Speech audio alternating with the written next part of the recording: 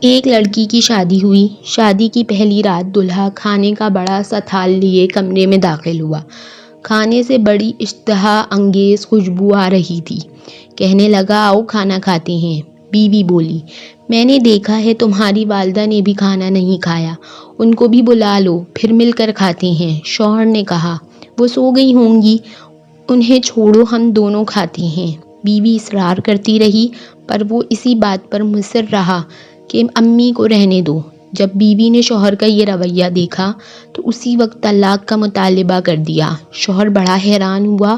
اس کے مطالبے پر اس نے بڑا سمجھایا، لیکن وہ اپنی بات پہ ڈٹی رہی، یہاں تک کہ طلاق ہو گئی۔ دونوں الگ ہو گئے، پھر دونوں نے دوسری شادیاں کر لیں۔ 30-35 سال گزر گئے۔ عورت کے بیٹے ہوئے، بہت محبت کرنے والے، ماں کا خیال رکھنے والے، بہت آسودہ حال تھی وہ۔ اس نے ارادہ کیا کہ حج کرنا چاہیے۔ سفر کے دوران اس کے بیٹے اس سے کسی ملکہ کی طرح پیش آ رہے تھے، پاؤں زمین پر لگنے نہ دیتے تھے۔ صحرائی سفر تھا۔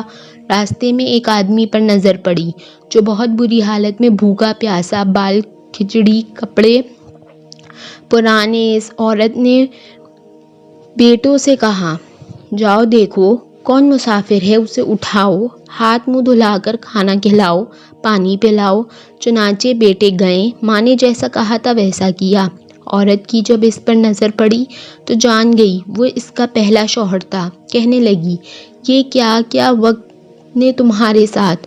بولا، میری اولاد نے میرے ساتھ بھلائی نہیں کی۔ عورت کہنے لگی، کیوں کرتی کہ تم نے والدین کے ساتھ برا سلوک کیا تھا۔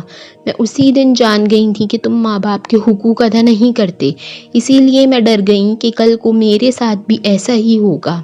یہ دیکھو آج میں کہاں ہوں اور تم کہاں۔